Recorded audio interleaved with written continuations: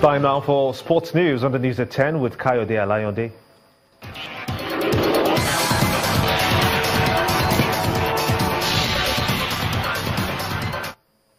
Thank you very much, Kimba. The United World Wrestling has announced Nigeria as host for the 2018 Africa Senior Wrestling Championships.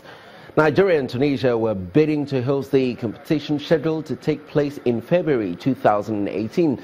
But the World Wrestling Body at its General Assembly held in Paris, France, picked Port Harcourt in Rivers State as the host city.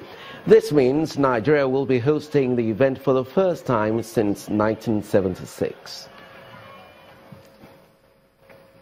Meanwhile, Nigeria's senior women's national team, the Tigress, has won their second game at the FIBA Afro-Basket Championships in Mali.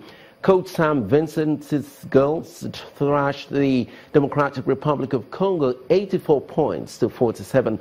After losing the first set 23 points to 8, DR Congo put up a fight to win the second set. However, it was not enough as the Tigress ensured the next two sets were a blowout. Nigeria's next game will be against Egypt. And the Super Eagles of Nigeria have qualified for the 2018 African Nations Championships in Kenya. Super Eagles defeated Benin Republic 2-0 in the second leg of the final qualifying round to advance 2-1 on goal aggregate.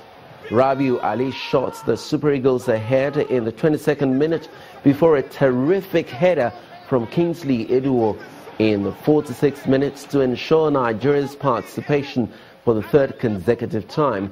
The African Nations Championships is a tournament specifically designed for players featuring in their home league. I thought he was played onside, and he cleverly disregarded everything, went in off that pass from Wazam and buried the ball. Pass goalkeeper Steve Laginon for the first goal for the Eagles here today. Well, I think the crucial touch there had to come from Stephen O'Day. That's actually goal for Nigeria.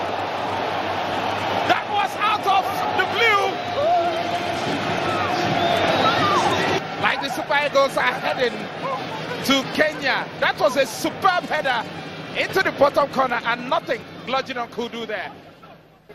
A most humiliating header there by the Nigerian player. But the Confederation of African Football, CAF, has postponed its inspection of facilities for the 2019 African Cup Nations in Cameroon. This follows the withdrawal of audit firm PricewaterhouseCoopers. The inspection, originally scheduled to hold in September, was brought forward to run from August the 20th on to the 28th. This development is a setback for the expanded AFCON finals as well as ratification for the hosting rights.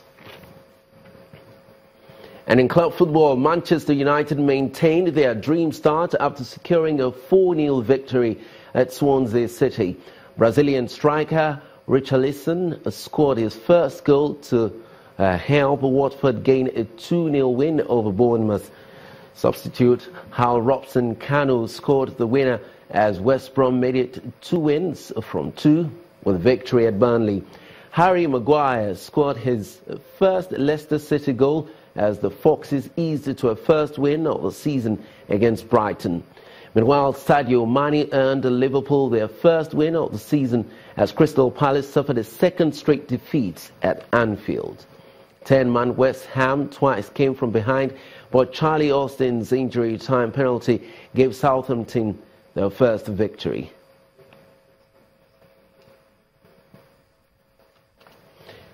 And Ducati driver Charles Davis has won the first race after the summer break in the Superbike World Championships in Lausitzring, Germany. The Welsh driver finished ahead of chief rivals from Kawasaki, Jonathan Rea and Tom Sykes. And that's sports news. The rest of the news continues in a moment with Gimba Umar. Stay with us.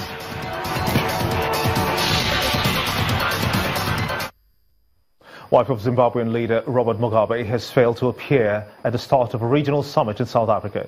She was due to take part in the First Lady's program. Authorities say that she is in South Africa waiting for her request for immunity to be granted. Grace Mugabe was accused of assaulting the 20-year-old model with an extension cord in a hotel room last week.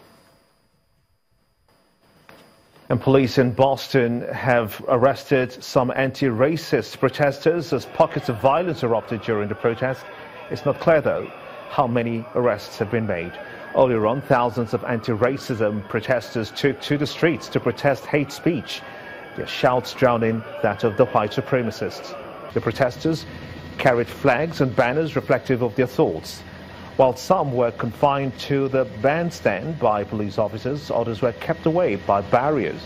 Many wore stickers with the face of the 32-year-old Heather Hare, who died when a vehicle drove into a crowd of counter-protesters during last Saturday's protest in Charlottesville, Virginia.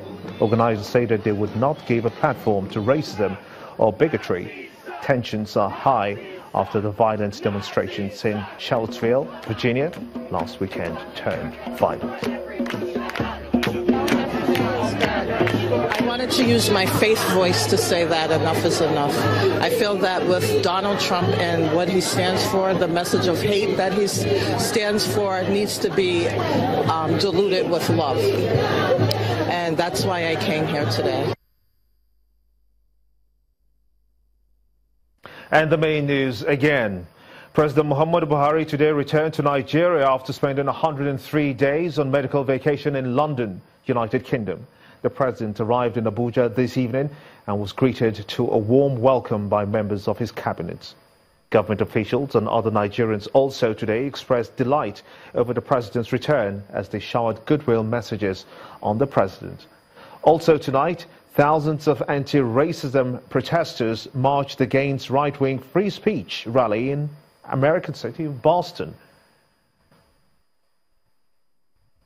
And that's it on the news at 10 tonight. I want to thank you so much indeed for watching as we leave you with the final sights and sound of Mr. President's return to Nigeria. On behalf of all of us here, have a splendid night, rest. I'm Gimba Omar. Good night.